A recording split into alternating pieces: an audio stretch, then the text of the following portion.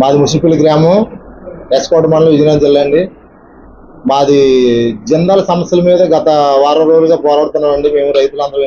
అందులో నేను ఒక రైతుని, నాది సుమారు 6 ఎకరాలు పోయింది. ఈ జందాల విషయాల మీద గత 6 రోజులుగాను 5-6 రోజులుగా పోరాడుతున్నామండి. కనీసం ఎంత పోరాటం చేసినా సరే ఏ అధికారి కూడా మా దగ్గరికి వచ్చి కనీసం ఇదే మీ సమస్యలు ఎలా ఉన్నాయి, ఈ సమస్యలు ఉన్నాయి, ఈ విషయాల మీద ఒక అధికారి కానీ ఒక ప్రభుత్వం నుండి కానీ ఒక మాట కూడా మాకు కబురు రాలేదండి. మేము భూములు పోయి నష్టపోయి చాలా ఇబ్బందులు పడుతున్నామండి. మాకు పూర్వం తాటిపూడి డ్యామ్ కట్టేటప్పుడు మా తాతలకు భూములు ఇచ్చారండి. ఆ భూములన్నీ పోయినందుకు మాకు ఇక్కడ భూములు మళ్ళీ తిరిగి ఇవ్వడం జరిగిందండి.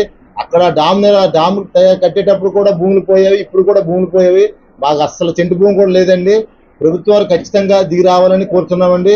రెండో విషయం, ఇక్కడ రాజకీయంగా మంచి సైడ్ కొత్త నాయకులు వచ్చి ఇక్కడ కొన్ని సలహాలు ఇస్తున్నారండి. ముందు మేము ఇక్కడ ఒరిజినల్ రైతులండి, మేము భూములు పోయిన రైతులండి. వీళ్ళందరూ కూడా అసలు రైతులు మేమండి. అక్కడ ఎవరెవరో బయట రైతులు తీసుకొచ్చి అక్కడ ధర్నాలు చేసి లేనిపోని మాటలు చెప్పి అక్కడ చెప్పడం కాదండి. ఖచ్చితంగాను మీద ఏ విషయాలు జరిగినా ఏది జరిగినా లేనిపోని విషయాలు చెప్పి మమ్మల్ని తప్పుతో పట్టించి మా రైతుల్లో మాకు గొడవలు పెట్టి లేనిపోని ఆందోళన సృష్టిస్తున్నారండి. కనీసం పర్మిషన్ కూడా పోలీసు వారు పర్మిషన్ కూడా ఇవ్వడం లేదండి. పోలీసు వారికి కూడా విజ్ఞప్తి చేస్తున్నానండి. మాకు ఖచ్చితంగా రేపు నుండి టెంట్ వేసుకోవడానికి పర్మిషన్ ఇవ్వకపోతే 48 గంటల్లోనే SC/ST కమిషన్ విజయవాడలో వెళ్ళి కూర్చుంటామండి. ఖచ్చితంగా కమిషనర్కి మా బాధ కూడా తెలియజేస్తున్నామండి. ఇప్పుడు ముఖ్యంగా చెప్పవలసిన విషయాలు ఏంటంటే రెండు విషయాలండి. మాకు 2006-2007 టైంలో భూములు ఇచ్చామండి. ఆ సమయంలోని ఆ జందాల వారు వచ్చారు, మా దగ్గర భూములు తీసుకున్నారు. 5-6 సంవత్సరాల్లో కంపెనీ కట్టడం జరిగితేనే భూములు ఇస్తామని చెప్పారు. ఆ రోజు కూడా జీవో ఒకటి ఉంది. ఖచ్చితంగా ఆ రోజు కట్టలేదు కాబట్టి తిరిగి మా భూములు మాకు ఇప్పించండి. లేదా జిందాల్ కంపెనీ వారు వచ్చి భూమి తీసుకొని కంపెనీ నిర్మాణం చేపట్టి మా రైతులందరికీ న్యాయం చేయండి.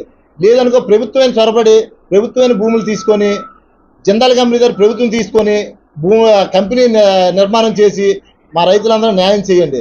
ఎవరెవరో రైతులు వచ్చి ఎవరెవరో బయట రైతులు తీసుకొచ్చి డబ్బులు ఇచ్చి అక్కడ ధర్నా టెంటేసి అది కరెక్ట్ కాదని నాయకత్వం వయసులో ఎవరైనా సరే కొత్త నాయకులు వస్తున్నారు. ఆ నాయకులకు ముఖ్యంగా కోరుకున్నది ఒకటేనండి, మా సమస్యల ముందు మా దగ్గర రండి.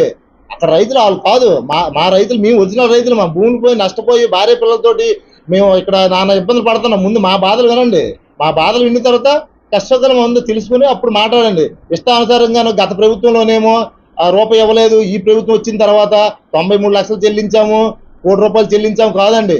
ఇప్పుడు ఈ 93 లక్షలు ఏ రేట్లు చెల్లించారు? అప్పుడు ఏ రేటు ఇచ్చాము? 2006-2007లోని ఎంత ఇచ్చాము? 2,05,000కి ఇచ్చాము భూమి. ఇప్పుడు రేట్ ఎంత? ఇప్పుడు ఈ రేట్లను మీరు ఇప్పించవచ్చు కదా. ఇప్పుడు 5-6 సుమారుగా 40-50 లక్షలు ఉంది ఎకరా. ఆ రేటు ఇప్పించవచ్చు కదండి. మీరు మాటలు చెప్తున్నారు, పెద్ద మాట్లాడుతున్నారు. మీరు మాకేమీ చేయవసరం లేదు. మాకు నాయకత్వం ఉంది, ప్రభుత్వం మాట్లాడడానికి మాకు నాయకులు ఉన్నారు. మా తరఫున మాట్లాడడానికి మంచి సైడ్ ఆ రోజు గారు నమ్ముకొని భూములు ఇచ్చాము. ఈ రోజు ఆయన లేకపోయినా ఇంటి దగ్గరికి వచ్చి నిరసన తెలియజేస్తున్నాం. కావున ఖచ్చితంగా మాకు రైతులు లేనిపోని తోవలు పట్టించకండి. దయచేసి ప్రభుత్వం వారు వచ్చి దిగి వచ్చి మా సమస్యలు పరిష్కరించాలని కోరుతున్నామండి.